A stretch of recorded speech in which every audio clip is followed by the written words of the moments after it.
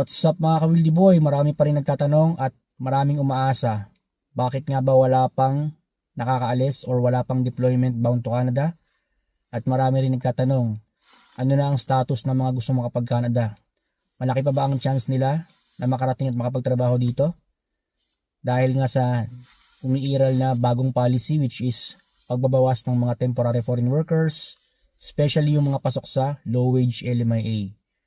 So ito masasabi ko mga kuliboy yung mga kababayan natin na nasa Pilipinas pa lang na papunta pa lang dito or on process pa lang yung mga papel nila, apektado sila. At ganun rin naman yung mga kababayan natin na nandito na sa Canada na patuloy pa rin sa pag-apply for permanent residency, which is nasa temporary foreign worker status pa sila.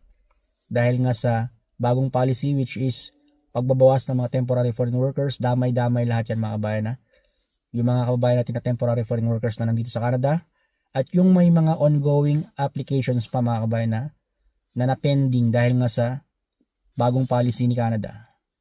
So ito lang masasabi ko mga kuliboy. Unahin ko na muna yung mga kababayan natin na nandito na sa Canada na mayroon ng work permit. So maswerte yung may mga nakuhang 2 years work permit dahil mahaba pa yung inyong kumbaga timeline para magkaroon kayo ng chance na maging permanent resident. Kapag nag-apply kayo for permanent residency, make sure lang na lahat ng eligibility requirements may po-provide ninyo, wala kayong sabit sa documentation, and I really hoping na sana maaprobahan ng inyong application. At doon naman sa mga kabayan natin na sa Pilipinas pa lang at naghihintay ng deployment, yung mga napili ng employer, and then yung iba may mga kontrata na, guys, wala akong ibang masasabi sa inyo kundi hintayin nyo lang ang update ng agency.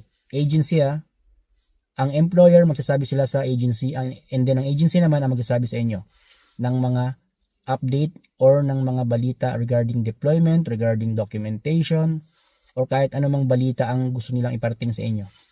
So all you need to do is to wait at never kayo mag-resign while waiting for your deployment.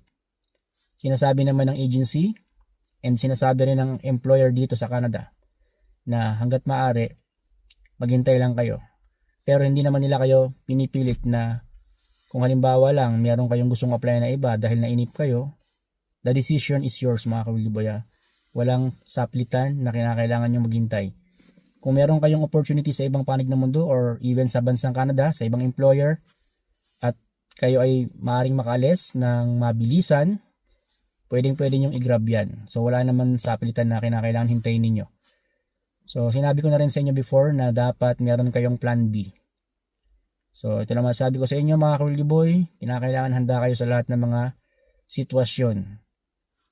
So, sa mga nangangarap makapag-Cargill, kinakailangan yung panghawakan ng inyong mga status as a selected applicant. Kahit wala ka pang nakuhang mga progress like hindi ka pa nakapag-EY, biometrics, wala ka pang kontrata, as long as napili ka naman ni employer, ibig sabihin, may chance ka. So, kinakailangan mo lang hintayin na makalis yung ibang nauna na or yung ibang mas may mga naunang na process ng mga papeles like yung may mga visa na, nakapag-PIDOS, may mga kontrata. Pero ito ang realidad mga ka-Wildy Boy. Yung mga kababayan natin na sa Pilipinas pa lang na just in case mabibigyan ng kontrata, expect na ninyo na ang inyong makukuhang work permit ay 1 year na lang. So, just in case lang kung kayo ay mabibigyan ng kontrata, expected na ang inyong kontrata ay magiging 1 year. Yan ang work permit. So, kontrata, work permit. So, maaaring maihihalin tulad nyo yan kasi ang inyong kontrata sa Cargill, nakadepende yan sa inyong work permit. Kung ang inyong work permit ay good for 1 year, hanggang dun lang yan. Ngayon, kung i-renew kayo ni employer, yan ay napakagandang balita. So, hopefully i-renew ng 2 years, or kung hindi naman 2 years, kahit 1 year lang as long as i-renew. Para kayo magkaroon ng chance na makapag-apply for permanent residency application. Dahil dito sa bansang Canada, napakahalaga dito ng status. So kung kayo yung nangangarap makapag-Canada, as much as possible, meron kayong working visa.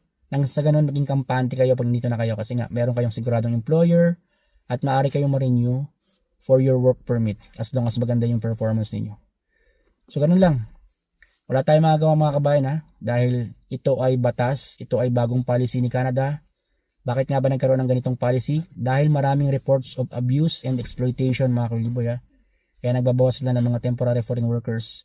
Hindi lang sa Alberta, sa lahat ng province yan. Ontario, Quebec, Manitoba, Newfoundland and Labrador, sa lahat ng provinces and territories mga Karuliboy, yan effective.